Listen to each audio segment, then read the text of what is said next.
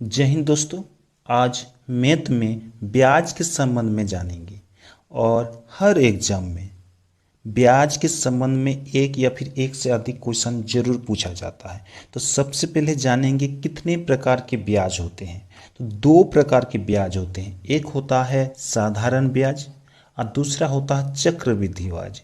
तो आज साधारण ब्याज के संबंध में जानेंगे। तो साधारण ब्याज का जानने से पहले इसका एक छोटा सा फार्मूला होता है। फार्मूला क्या होता है? एस आई बराबर पी गुना आर गुना टी बटे में 100।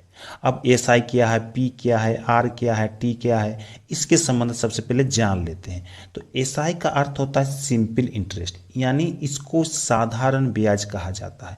दूसरा है पी। पी का अर्थ होता है प्रिंसिपल, यानी मूलधन हिंदी में इसको कहा जाता है। नेक्स्ट है आर। आर को रेट कहा जाता है या दर हिंदी में, या फिर प्रतिशत। चौथा है टी बराबर टाइम होता है, यानी समय, कितने वर्ष के लिए। ठीक है, ये हल्का सा छोटा सा अगर फॉर्मूला हम लोग जान जाते हैं तो साधारण ब्याज से संबंध में जितने भी क्वेश्चन आएंगे हम लोगों से सॉल्व हो जाएगा। चलिए सबसे पहले एक क्वेश्चन को सॉल्व कर लेते हैं। पहला क्वेश्चन है, वो मूल राशि बताइए जिस पर 5% प्रति वर्ष की साधारण दर पर प्रतिदिन 1 रुपया के ब्याज मिले। ये क्वेश्चन एसएससी सीजीएल 2015 में पूछा गया था। तो सबसे पहले जानेंगे क्वेश्चन क्या पूछ रहा है, क्या निकालने के लिए कह रहा है। तो वो मूलधन यानी मूलधन निकालने को कह रहा है। तो P बराबर हम लोग कुछ नहीं जानते, P बराबर अर्थ होता है मूलधन, यही निकालना है। ठीक है, आर बराबर ऑलरेडी दे के रखा है कि 5%। ठीक है, समय दे के रखा प्रतिदिन, इसको अगर एक वर्ष में यानी एक वर्ष अगर हम मान लेते हैं तो ब्याज हो जाएगा 1 रुपया के हिसाब से, यानी एसआई हो जाएगा 1 रुपया के हिसाब से 365 रुपया। ठीक है, इसको अगर एक वर्ष मान लेते हैं तो एक दिन छोड़ के एक वर्ष मान लेते हैं। अब फॉर्मूला क्या बताता है? फॉर्मूला बताता है एस आई बराबर हो जाता है पी गुना आर गुना टी बटे में 100।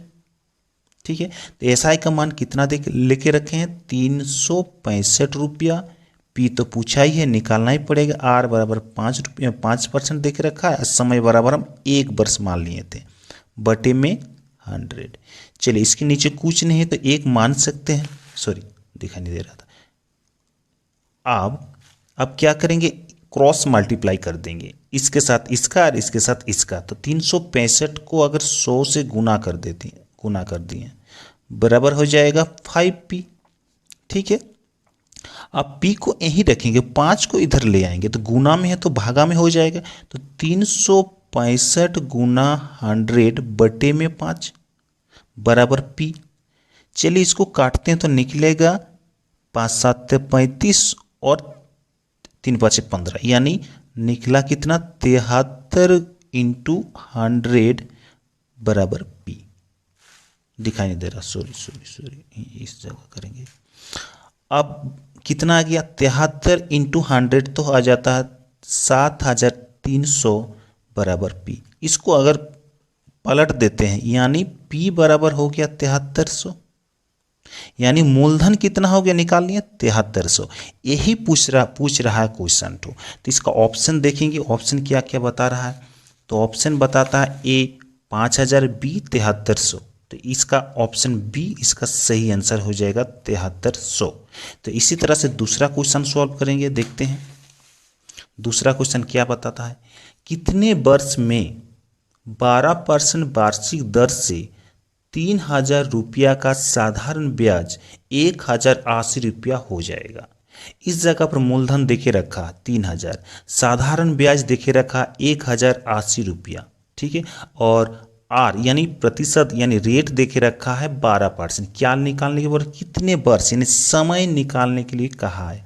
तो एक बार लिख लेंगे तो P बराबर कितना है? 3000। एस आई यानी साधारण ब्याज बराबर 1080 रुपया। आर यानी दर कितना देके रखा? 12%। क्या निकालने के कहा है? समय बराबर कितना है निकालिए। फॉर्मूला लगा देंगे, एस आई बराबर होता है पी गुना आर गुना टी बटे में 100। सॉल्व करेंगे इसको। SI कितना देके रखा है 1080 बराबर हो जाएगा P देके रखा है 3000, R देके रखा है 12%। समय तो निकालने के कहा तो इसको समय टी को टी लिख दिए बटे में 100। यही फॉर्मूला है। चलिए नेक्स्ट करते हैं। कुछ नहीं है तो एक मानेंगे, क्रॉस मल्टीप्लाई कर देंगे तो 1080 इंटू 100 इधर हो जाएगा 3000 इंटू 12 इंटू टी। ठीक, टी को वहीं रहने देते हैं। लिखेंगे 1080 इंटू 100, इन दोनों को इधर ले आएंगे, बराबर के इधर ले आएंगे तो बराबर के इधर ले आएंगे तो भागा में बदल जाएगा। तो लिखेंगे 3000 इंटू 12 बराबर टी। अब देखिए 0 0 काटिए, 2 0 2 0 कट गया।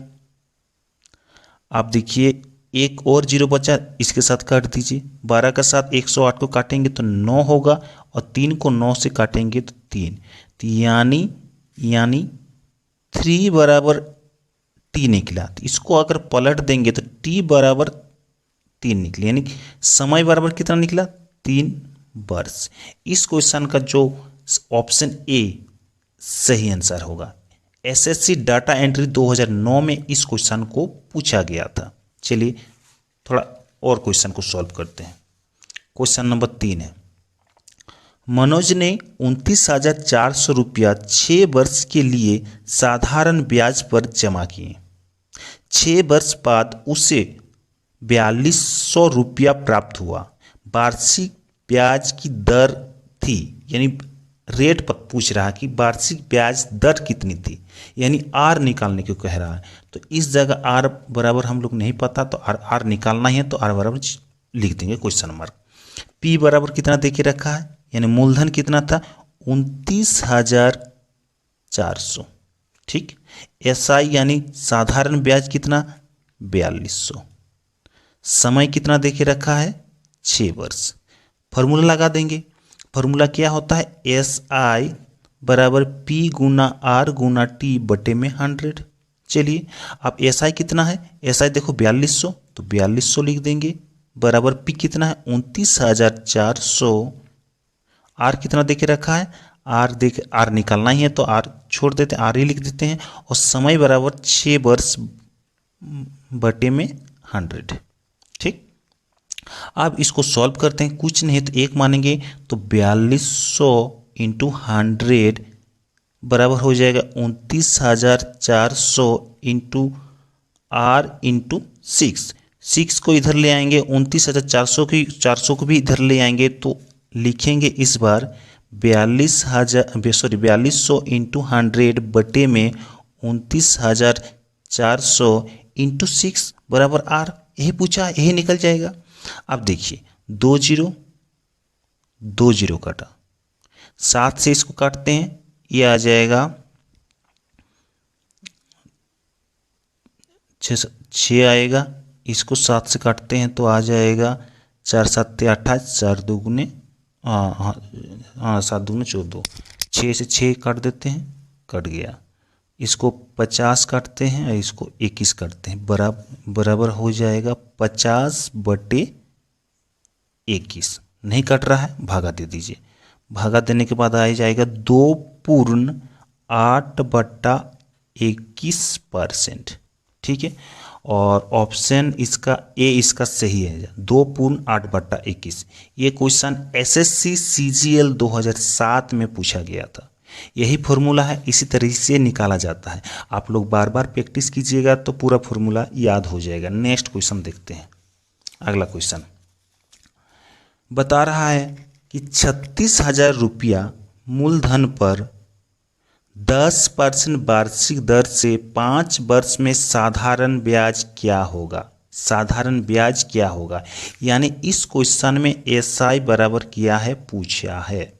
फॉर्मूला सेम है, SI बराबर P गुना R गुना T बटे में 100। SI तो पूछा है तो SI को SI लिख देते हैं। लिखेंगे इस जगह P क्या है, P कितना है मूलधन 36,000 बार बार कीजिएगा तो पूरा याद हो जाएगा। 36,000। आर कितना देके रखा, यानी दर कितना देके रखा, 10%, 10 लिख देंगे। समय कितना देके रखा, 5 वर्ष बटे में 100, यही फॉर्मूला है। आप काटिए, 1 2 1 2 कट गया, क्या बचा, 360 इंटू 10 इंटू 5। चलिए इसको गुना करेंगे तो आ जाएगा 5 6 30 और 3 5 15, 1800 इंटू 10। चलिए इसको सॉल्व करते हैं तो हो जाएगा 18,000। चलिए 18,000 हो जाएगा, 18,000 कि 1800 होगा, रुकिए 18,000 हो जाएगा। ठीक है, तो इस क्वेश्चन का जो ऑप्शन डी इसका सही आंसर है। ठीक है, ये जो जितने भी क्वेश्चन आप लोगों ये सॉल्व किए, ये सिंपल सा बेसिक सा क्वेश्चन है। इसके साथ साथ दूसरा वीडियो में हल्का सा जो डीप में पूछा गया उसके बारे में चर्चा करेंगे। अगर इन्फॉर्मेशन अच्छी लगी हो तो वीडियो को लाइक और चैनल को सब्सक्राइब जरूर कीजिएगा। धन्यवाद।